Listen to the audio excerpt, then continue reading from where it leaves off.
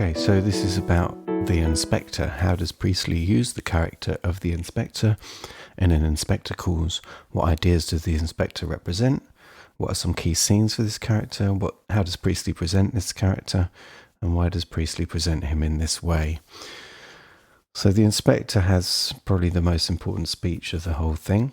We'll get to that later, and it's a speech you can use in any exam question you're likely to get, and write about that speech because it's the most important speech. But first of all, what ideas does the inspector represent? Well, first and foremost, he represents socialism. He's often called Priestley's mouthpiece, communicating the views of the author directly to the audience at some points. So just as Mr. Burling represents capitalism, Inspector Gould is the opposite. He represents socialism. So together they represent a conflict between those two ideas.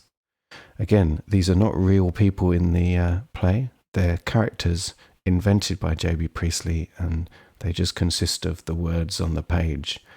You could also say the inspector represents law because he's a police inspector. He represents morality because he puts forward a moral point of view as against, the ideas that Mr. Burling, Mrs. Burling might want to support. And some people think that he represents God because he seems to be all-knowing. He seems to know everything about all the characters.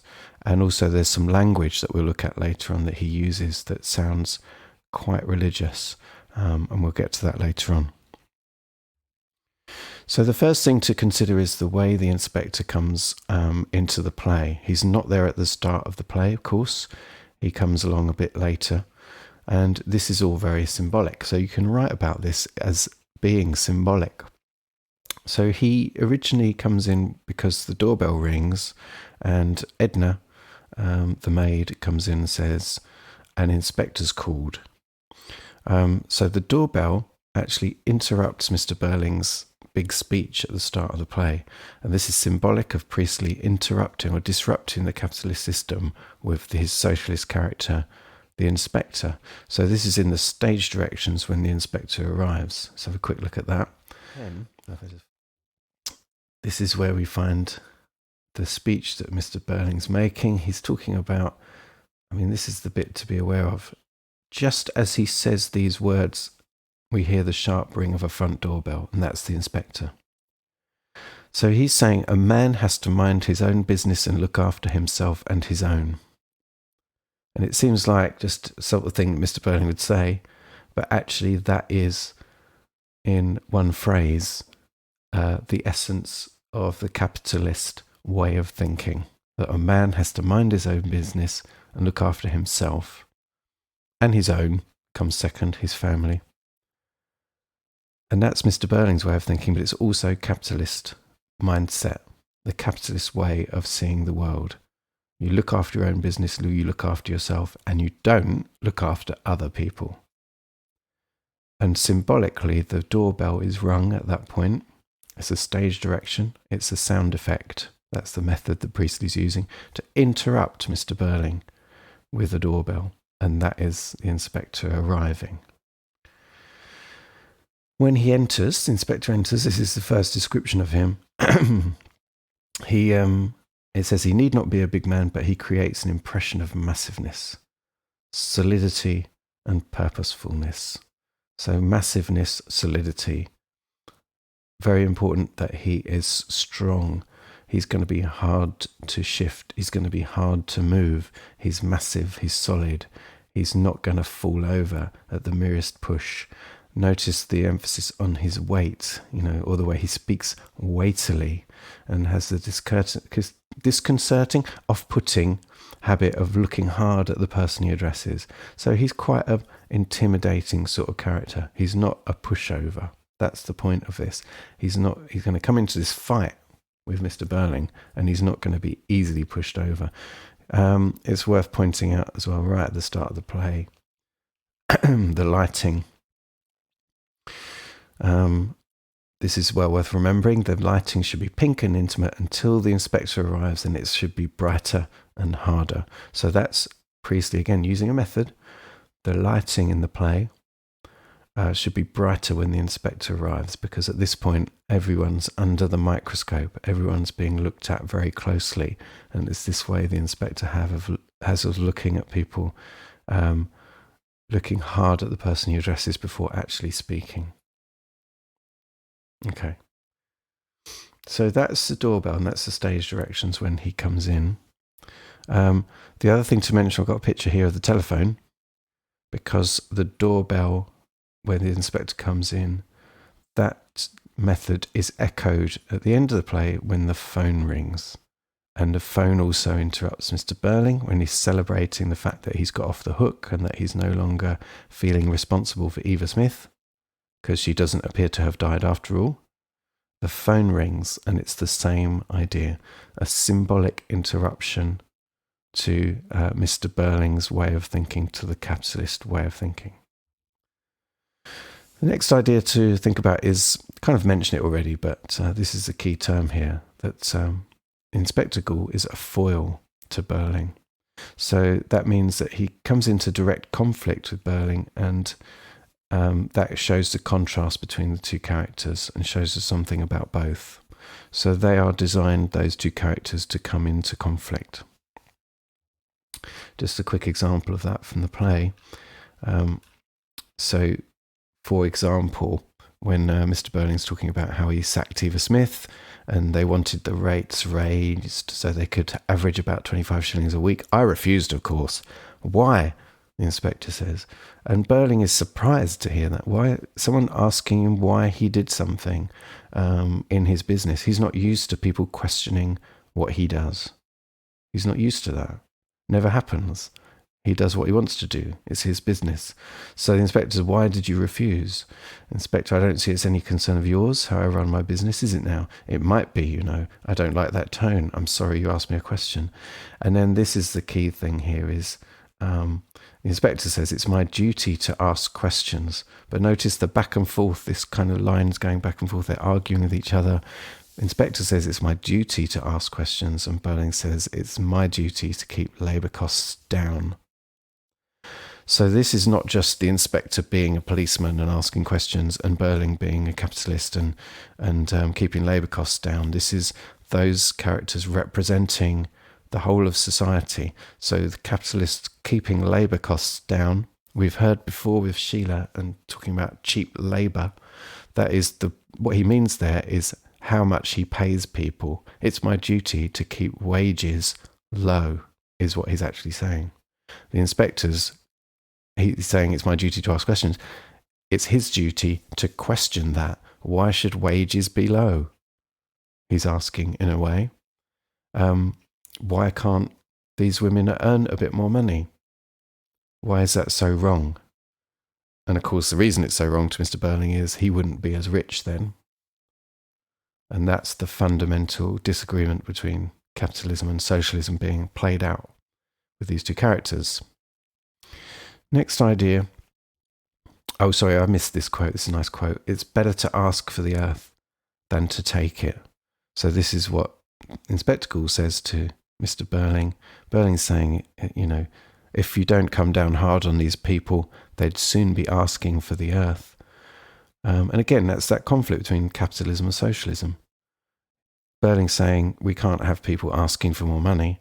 Gould is saying, Inspector Gould is saying, it's better to ask for the earth, ask for more, than to take it. And what he means is that, of course, capitalists just take it. They don't ask. The inspector's final speech. There's lots more about the inspector, of course, but I'm trying to pick out some of the really big ideas. And I said at the top of the video that this final speech is kind of, you can use it in whichever question comes up. So if you learn it well, analyze it well, it can really help your mark. And I've got a little Bible quote on here that I'll come back to in a minute when we've looked at the speech. So again, obviously there's lots more about the inspector that he says and lots more things he's involved in. But if we have a quick look at his final speech, this is something that you can use in almost any question, because it is Priestley telling us the key message of the whole play. really. Okay, so it's all the way down here. So it's the last thing he says before he walks out. And you never see the inspector again. And Sheila's crying. And, they're saying, you can't even say sorry to Eva Smith, he's saying. And he says this, but just remember this. One Eva Smith has gone, but there are millions and millions and millions of Eva Smiths. And John Smiths still left with us, with their lives, their hopes and fears, their suffering and chance of happiness, all intertwined with our lives and what we think and say and do. We don't live alone. We're members of one body. We are responsible for each other. And I tell you that the time will soon come when, if men will not learn that lesson, they will be taught it in fire and blood and anguish. Good night. So, just to pull this apart, this speech a little bit, first of all, you've got Eva Smith has gone, but there are millions, a repetition of millions and millions and millions of Eva Smiths and John Smiths. Of course, the point of the names is that John Smith especially, used to be the most common name in Britain. Not sure if it is anymore, but the idea is that those Eva Smiths and John Smiths represent all working people, all the ordinary people of Britain, which is most of the people of Britain. There's a very small percentage of the people of Britain who are, in 1912, who are rich or well off at all. Most people are pretty poor, and some people are extremely poor. So it's the millions and millions and millions of workers who have lives. Look at the way they have lives, they have hopes, they have fears. So this is Priestley humanizing those people, just like Sheila was. They're people, they're not just cheap labor. They have suffering. They have a chance of happiness, but they're not always happy. Intertwined with our lives, so they're together with us. Intertwined is like wound together, like two threads. Our lives are wound together, and what we think and say and do, we're not separate. So, like Sheila was saying, we can't build up a wall. The inspector's saying the same thing. We are together. He starts using the word we, just here. We don't live alone.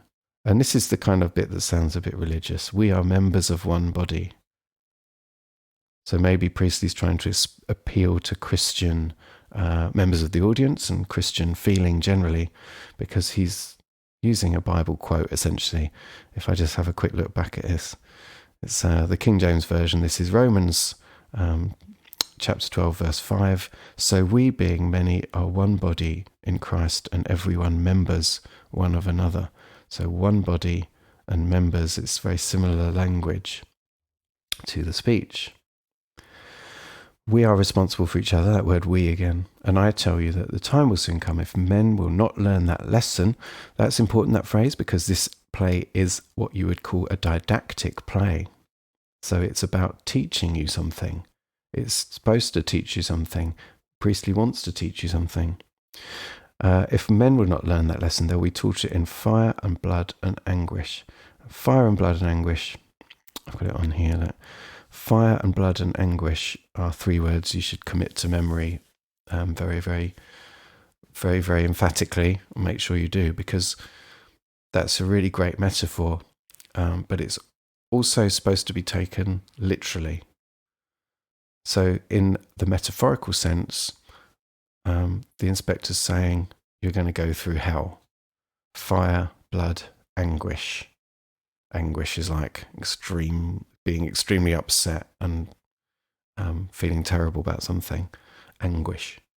So it sounds like hell, and metaphorically it is hell, but literally it's also talking about the upcoming war. World War One. Well, when the play is set in 1912, World War One is just round the corner. It's very likely that Gerald and Eric as characters would, in the future, find themselves in World War One fighting. And then 20 years after that, World War Two, and more fire, more blood, more anguish. So it's meant to be taken metaphorically and literally, this phrase. And it's the inspector saying that if we don't do something, if we don't change the way the world is, we will face war over and over again. And he's got a good point. People have struggled to correct connect these two ideas. But the idea is that war is caused by this kind of social inequality and capitalism, and the constant capitalist thirst and hunger for profit. And of course, the capitalist, the supreme sort of capitalist entity, the supreme capitalist organization at this time in 1912 in the world might well have been the British Empire. And it was because of the British Empire and clashes between the British Empire and other empires, emerging empires, that World War I, World War II came about. The German Empire specifically. And this is why the war happened. So this is the link. Priestley saying if we don't do something about this stuff, we are going to end up with these huge wars. And of course, looking back from 1945 when he wrote the play, Priestley knew that for sure, as did his audience. Now, the last question, this is more theory than fact necessarily, but I think it holds a lot of water. You might want to think about this because it's another one of your texts as well, A Christmas Carol. Has some links to Inspector Calls. So the question a lot of people ask at the end of the play and in fact the characters ask, was the inspector a real inspector? And of course the characters think they've proved that he wasn't, for very good reasons, because there was no police inspector that worked in the area called Mr. Gould, and because the photograph could have been of 3 different people, etc., etc. But just to pick up on that, we've already said that Inspector Calls is an educational play, or it's supposed to educate you, it's supposed to make you sort of make a moral change to your thinking and behaviour and attitude. And this links up to Christmas Carol in the same way, because in A Christmas Carol, Dickens is trying to show how we could have a different kind of society and help poor people and be more socially just and have better social justice. So just a few connections. There are a lot of connections that I could go through that you might be able to think of, but it's just a few of them. A lot of people think of Inspector as a ghoul, a ghost, a fiend, some kind of sort of slightly mysterious character, kind of godlike as well, knows everything. So the first bullet point there is the idea that the inspector is like all 3 ghosts rolled into one. So the ghost of Christmas past, present, and yet to come. He tells the Burling family about their past, what things they've done in the past, shows them what they've done in the past. He shows them some of the things that are happening in the present. I suppose, especially with Eric and with Mrs. Burling turning Eva away in the very recent past, a couple of weeks ago. Eric stealing money and having stolen money and being in trouble, all those things happening in the present. And he kind of hints at what's going to happen into the future with the fire and blood and anguish, and tells them what they're going to face in the future. So he's like all 3 ghosts rolled into one, coming up and saying, look, you better change your ways, just like the ghosts say to Scrooge, or else. The other thing is that the play is about the idea of changing people's attitudes to change society. So in Dickens' time, 19th century, Dickens was talking about a very, very poor people being paid very low wages and not being able to live very easily, and being malnourished and sick and having no one to help them. And then on the other side of the coin, very, very mean capitalists like Scrooge, who have huge amounts of money but don't spend it and don't help any people with it. It's the same idea that Eva Smith is very much a very low paid member of society, and Mr. Burling is like the Scrooge in that picture who wants all the money for himself. You might like to note that Inspector Calls has a less optimistic ending than in Christmas Carol. Scrooge changes and things are better. The Burlings have to face a real inspector in a future of fire, blood and anguish. Mr. and Mrs. Burling do not change their attitude and therefore are punished at the end of the play. And the last thought, Eva is like Tiny Tim in this idea, because she dies and Tiny Tim dies, because of what's happened to her, because of the inequality in society. However, because Scrooge changes, Tim comes back to life and lives in the end, while Eva Smith still dies.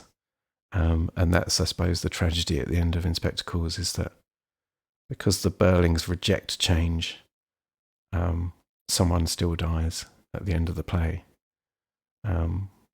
Okay, so that's some links between Christmas Carol and Inspector Calls. It's worth thinking about the big ideas of this play and Christmas Carol as a novel. And that's the end of The Inspector.